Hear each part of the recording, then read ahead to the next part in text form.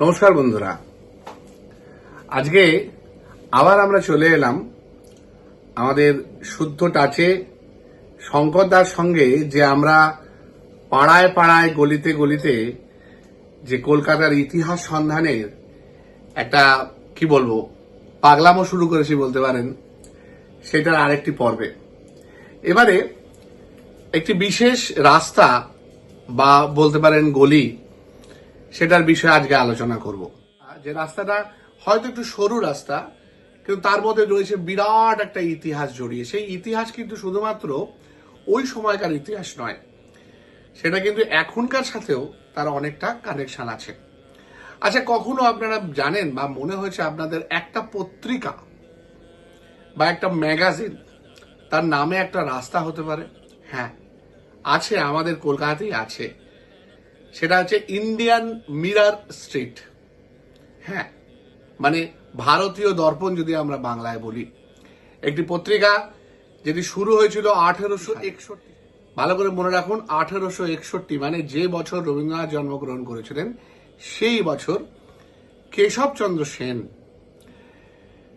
তার পরিকল্পনায় মনমোহন বাবু এবং মহর্ষি দেবেন্দ্রনাথ ঠাকুর, মানে রবীন্দ্রনাথ ঠাকুর জন্মেছে না, তার পিতা দেবেন্দ্রনাথ ঠাকুরের পৃষ্ঠপোষকতায় 1861-তে শুরু হয়েছিল ইন্ডিয়ান মিরার বলে একটি পত্রিকা। প্রথমে 15 দিন অন্তর শুরু হয়েছিল। সেই পত্রিকার নামে একটি গোটা রাস্তা আছে, যে রাস্তার বিভিন্ন কথা আমরা আজকে শুনবো। Indian Mirror street. চলুন একবার রাস্তাটাকে আগে দেখে নিই শঙ্করদার সাথে, তারপর একে একে ওখানকার ইতিহাস নিয়ে আমরা আলোচনা করব। সবটাই হচ্ছে এই বিখ্যাত ইন্ডিয়ান মিরর পত্রিকার এডিটার মালিক আচ্ছা, নরেন্দ্রনাথ সেন, তার সম্পত্তি এখান থেকে। ইন্ডিয়ান মিরার পত্রিকার যিনি Indian মালিক নরেন্দ্রনাথ সেন সেন। নরেন্দ্রনাথ সেন হচ্ছে কেশবচন্দ্র সেনের জাটতুতো ভাই। কেশবচন্দ্র সেনের জাতুতো ভাই। কেশবচন্দ্র সেনের বাবা হ্যাঁ। প্যারিমোহন সেন আর নরেন্দ্রনাথ সেনের বাবা হরিমোহন সেন, ওরা দুজন ভাই ছিল আর কি। হরিমোহন বড় ছিল, কিন্তু কেশবচন্দ্র সেনের চেয়ে বয়সে ছোট ছিল কিন্তু এই নরেন্দ্রনাথ সেন। জাটতুতো ভাই কিন্তু ছোট ভাই, জাটতুতো। এই তার বাড়ি, এইখান থেকেই বেরোতো দি ইন্ডিয়ান মিরর পত্রিকা।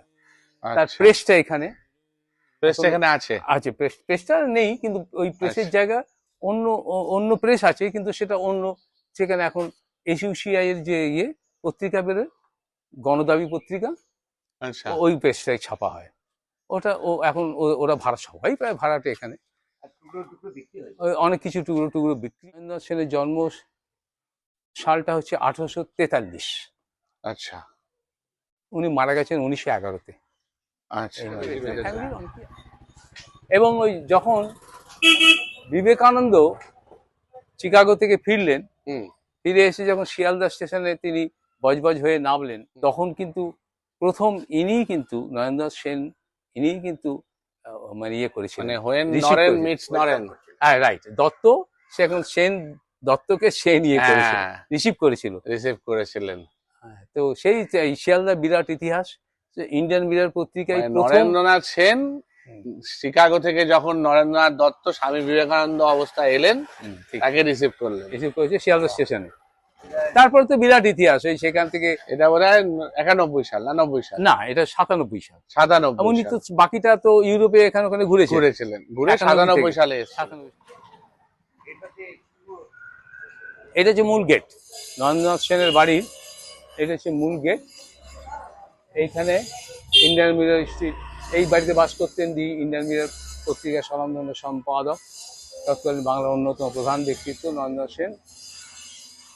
43 সালে বলেছিলাম, 1911-তে মৃত্যু বলেছিলাম। হীরেন্দ্রনাথ মুখার্জিকে দিয়ে আমরা উদ্বোধন করিয়েছিলাম। এটা আমরাই এই অনুষ্ঠানটা করেছিলাম, আমি সেখানে ছিলাম। আচ্ছা, মূল উদ্যোক্তা হিসেবে। আমার সঙ্গে আরো অনেকেই ছিল। 2001-এর 1 জুলাই। হ্যাঁ, এটা মানে ডক্টরস ডেতে। হ্যাঁ হ্যাঁ। বাহ। এবারে বাড়িটার নাম কিন্তু আর্য কুটি, এরিয়ান কটাই লেখা আছে, ওইখানে বাংলায় লেখা আছে, ওইদিকে আর্য কুটি লেখা আছে। আচ্ছা, হ্যাঁ তাই তো। একদিকে লেখা আছে আর্য কুটি আর একদিকে আরিয়ান কটেজ। বাহ। আর এই যে মাথায় আমরা দেখতে পাচ্ছি সিংহ মূর্তি, এই গেটটা, এই গেটটা কিন্তু অরিজিনাল গেট, একেবারে নরেন্দ্র সেন যে ছিলেন সেই সময়কার গেট এটা। সিংহ বোধহয় সবার এতে গেটে দেওয়া যায় না। দেওয়া যায় না, উনি দিয়েছিলেন। এবং এটা কলকাতা হেরিটেজের এই- আন্ডারে চলে গেছে।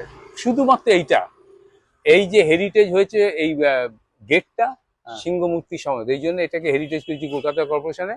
আচ্ছা। আমরা ওই সময় ওই যে 2002 দেখলাম আমরা, ওই সময় আমরা কর্পোরেশনে আমরা এক দরখাস্ত করেছিলাম, আমাকে বলেছিল একটা হিস্ট্রি লিখে দিতে, তা আমি একটা হিস্ট্রি লিখে দিয়েছিলাম এবং সেই সব নিয়ে ওরা বসেছিল, বসে আলটিমেটলি পুরো বাড়িটা হেরিটেজ করেনি বটে, এই গেটটাকে ওরা হেরিটেজ করে দিয়েছে এবং গেটটা সমস্ত মেনটেন্যান্স খরচ কলকাতা কর্পোরেশন এটা করা গেছে আর কি। এটা একটা অ্যাচিভমেন্ট। এই বাড়িটিতেই কেশবচন্দ্র সেনের থেকে নরেন্দ্রনাথ সেন পেয়েছিলেন এটির এডিটিং এর দায়িত্ব। প্রথম দিকে মনমোহন ঘোষ এবং দেবেন্দ্রনাথ ঠাকুর যেটিকে শুরু করেছিলেন, তারপর ব্রাহ্মণ ধর্মের একজন লিডার প্রতাপ মজুমদারের হাতে 1867 সালে এই পত্রিকার দায়িত্ব, মানে দ্য মিরার পত্রিকার ইন্ডিয়ান মিরার পত্রিকার দায়িত্ব কেশবচন্দ্র সেন তুলে দিয়েছিলেন। আর নরেন্দ্রনাথ সেন, যিনি এই বাড়িতে পত্রিকাটির শেষ হওয়া অবধি, মানে 1889 অবধি এডিটিং এবং অন্যান্য সমস্ত কিছুর দায়িত্ব ছিলেন, তিনি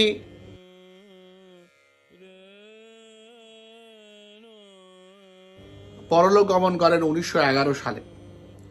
উনি জন্মেছিলেন 1843 সালে এবং পরলোক গমন করেন 1911 সালে। রায় বাহাদুর উপাধি পেয়েছিলেন তিনি।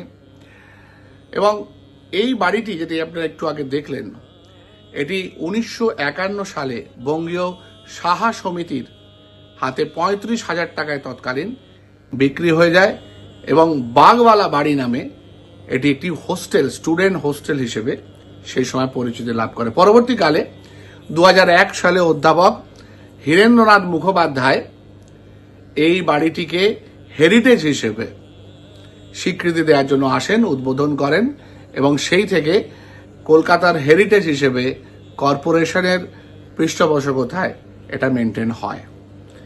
তাই ইন্ডিয়ান মিরার স্ট্রিট, যে ইন্ডিয়ান মিরার পত্রিকায় দিয়ে এই রাস্তার নামকরণ, সেই নামকরণের ঐতিহাসিক তাৎপর্য কিন্তু আমাদের একটা অদ্ভুত জগতে নিয়ে চলে যায়।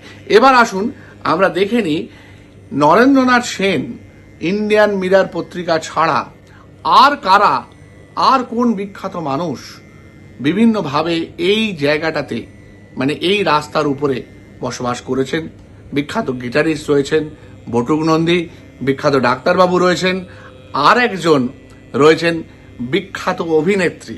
হ্যাঁ, বিখ্যাত অভিনেত্রী, এবং নাম শুনলে আপনারা চমকে যাবেন যে কোন মানুষটির জন্মস্থান 1929 সালে জন্মেছিলেন সেই মহিয়সী একজন অভিনেত্রী নারী। চলুন একদম শঙ্করদার মুখ থেকে আমরা এই ঘটনা শুনে নেব। দেখতে পাচ্ছি একটা পুরনো বাড়ি, দোতলা বাড়ি, পুরনো দিনের ধাঁচে তৈরি, কিছু থাম রয়েছে। এই বাড়িটার ঠিকানা হচ্ছে 8 নম্বর ইন্ডিয়ান মিরার স্ট্রিট। 8 নম্বর Indian Mirror Street. Indian Mirror Street. আচ্ছা, এই বাড়িটার গুরুত্ব কি? এই বাড়িতে বম্বের বিখ্যাত নায়িকা আচ্ছা, প্রয়াত নার্গিসের জন্মস্থান এটা। আচ্ছা, অর্থাৎ সঞ্জয় আছে, সঞ্জয় দত্ত, হ্যাঁ তার মা, হ্যাঁ, তাই তো, সুনীল দত্তর স্ত্রী, এইখানে তো জন্ম তার। এই বাড়িটা এই বাড়িটাতে, এই বাড়িটা ফলে অনেক বছর আগে, 15-20 বছর আগে একবার সঞ্জয় দত্ত এই বাড়িটা দেখতে এসেছিল, মায়ের জন্মস্থানটা করতে। এই বাড়িতেই কিন্তু বাইজিদের বাড়ি ছিল। আচ্ছা, মালকাজান, গহরজান, আচ্ছা, যারা গায়ক এবং বাইজি। ভাবা যায় নার্গিস, যিনি পরবর্তীকালে নার্গিস দত্ত হয়েছিলেন, মাননীয় অভিনেতা এবং বিধায়ক, এই এমপি সুনীল দত্তকে বিবাহ করে, সেই মানুষটির জন্ম আমাদের কলকাতার দ্য মিরার স্ট্রিটে, ইন্ডিয়ান মিরার স্ট্রিটে। এবং নার্গিসের কথা যদি বলতেই হয়, সেখানে বলতেই হবে জর্দান বাইয়ের কথা। জর্দান বাই কে ছিলেন?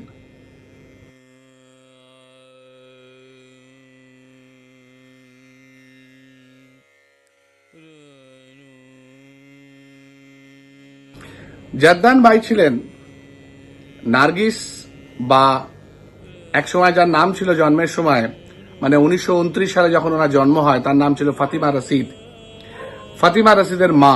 জাদ্দান বাই ছিলেন একাধারে খুব ভালো গায়িকা, প্রডিউসার, অভিনেত্রী এবং বিভিন্ন গানের সাথে যুক্ত। তখনকার দিনে যে ছবি হতো তার মধ্যে বিশেষ করে 1935-34 সালে বেশ কয়েকটি সিনেমাতে উনি প্রডিউসার হিসেবে, গায়িকা হিসেবে বিভিন্ন রকমের গান পরিবেশন করেছেন। এমনিতে যে গ্রামোফোন কোম্পানি ছিল, কলাম্বিয়া যে গ্রামোফোন কোম্পানি, সেই গ্রামোফোন কোম্পানিতে একাধিক গান ওনার বেরিয়েছিল। অসাধারণ গান গাইতেন। ওনার ব্যক্তিগত জীবনে উনি 3 জন মানুষকে বিবাহ করেন। প্রথম জন ছিলেন গুজরাটি, তার নাম ছিল নরোত্তম দাস খেত্রী। তারপর তিনি বিবাহ করেন একজন হারমোনিয়াম প্লেয়ার উস্তাদ ইরশাদ মীর খানকে। এদের দুটি সন্তান ছিল। দুটি পুত্রকে নিয়ে উনি চলে আসেন কলকাতায়। বেনারস থেকে উনি চলে আসেন কলকাতায়, এবং কলকাতায় এসে একজন মোহনচাঁদ উত্তমচাঁদ দত্ত, এনার সাথে ওনার আলাপ হয়। পরবর্তীকালে ইনি ইসলাম ধর্মে দীক্ষিত হয়ে এনার নাম হয় আব্দুল রশিদ। এই আব্দুল রশিদ আর জাদ্দান বাইয়ের সন্তান ছিলেন নার্গিস, যিনি ছিলেন একসময় ফাতিমা রশিদ। পরবর্তীকালে উনি নার্গিস দত্ত হিসেবে পরিচিতি লাভ করেন। তো জাদ্দান বাইয়ের সেই সময় একটা অসাধারণ কন্ট্রিবিউশন ছিল ইন্ডিয়ান ফিল্মের উপর। উনি একাধিক রেডিওতে গান গেয়েছেন। রামপুর, বিকানির, গোয়ালিয়র, জম্মু কাশ্মীর অনেকগুলি ঘরানার সাথে উনি যুক্ত ছিলেন। উনি ইনসানিয়া শয়তান বলে একটি ছবিতে 1935 সালে কাজ করেছিলেন। তার সাথে আরো দুটি ছবি, পরীক্ষা যেটা 1934 এবং সেবা সদন 1935, উনি আরো দুটি ছবিতে অভিনয় করেন। 1949 সালে, স্বাধীনতার ঠিক 2 বছর পরে ওনার মৃত্যু হয়, এবং ওনার সেই সমাধি বোম্বের একটি কবরখানায় স্থায়িত রয়েছে। জাদ্দান বাই, নার্গিস দত্ত, তার সাথে পুরো সুনীল দত্ত, সঞ্জয় দত্ত এবং তাদের পরিবার একসাথে যেন ইন্ডিয়ান মিরা স্ট্রিটের কাছে এসে একাকার হয়ে যান, যেটা আবার কলকাতায় অবস্থিত। বেনারস, কলকাতা, মুম্বাই যেন এক সুতোয় গাঁথা হয়ে যায়। শঙ্করদা না থাকলে এসব খবর আমি তো জানতে পারতাম না, জানি না আপনারা পারতেন কিনা। এবার আসা যাক বটুক নন্দীর কথায়। বটুক নন্দী একজন নামকরা গিটারিস্ট। মনে আছে মান্না দের সেই গানটা, ব্র্যান্ডের গিটারিস্ট গোয়ানিজ ডিসুজা ঘুমিয়ে পড়েছে আজ কবরে। সেই বটুক নন্দী এই ইন্ডিয়ান মিরা স্ট্রিটে কিন্তু জন্ম। সময়টা জানেন কোন সালে? 1929 সালে, মানে সেই বছরই যেদিনকে কিন্তু জাদ্দান বাইয়ের কোলে নার্গিস বা ফাতিমা রশিদ এসেছিলেন। আরো মজার ঘটনা শুনবেন, এই বটুক নন্দী গিটারিস্ট হন কিন্তু অনেক পরে। তার আগে ছিলেন ফুটবলার। 1940 সালে তিনি ফুটবল খেলতেন, মোহনবাগানের গোলকিপার ছিলেন। এমনকি উনি গুরুদাস বাবু, নীতিশ মুখোপাধ্যায়, কমল মিত্র, মলিনা দেবী এনাদের সাথে নাটকে অভিনয় করেছেন। তারপর 1953 সালে উনি গিটার বাজানো শুরু করেন এবং গিটারের ব্র্যান্ড তৈরি করেন। ওনার নিজের যে প্রতিষ্ঠান ছিল তার নাম ছিল সুরবাহার, আর উনি অর্কেস্ট্রা পার্টি স্যাপসের প্রতিষ্ঠাতা।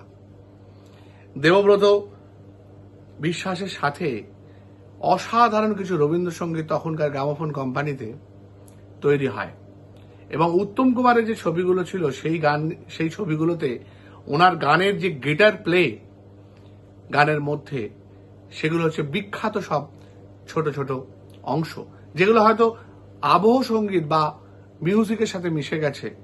কিন্তু বটুক নন্দী, ইলেকট্রিক্যাল গিটার, এই দুটো জিনিস যেন কোথাও এক হয়ে গেছিল। বটুক নন্দী কবে চলে যান জানেন? এটাও খুব ইন্টারেস্টিং। 2001 সালে। সেই সালেই 2001 সালেই নরেন্দ্রনাথ সেনের সেই যে বাড়ি বা সেই যে দ্বারটাকে আমরা একটু আগে দেখলাম, যেটা হেরিটেজের তকমা পান অধ্যাপক হীরেন্দ্রনাথ মুখোপাধ্যায় এসে, সেই বছরেই কিন্তু বটুক নন্দী, যিনি কলকাতা মিরাজ স্ট্রিটে জন্মেছিলেন, তিনি চলে যান। অদ্ভুত না?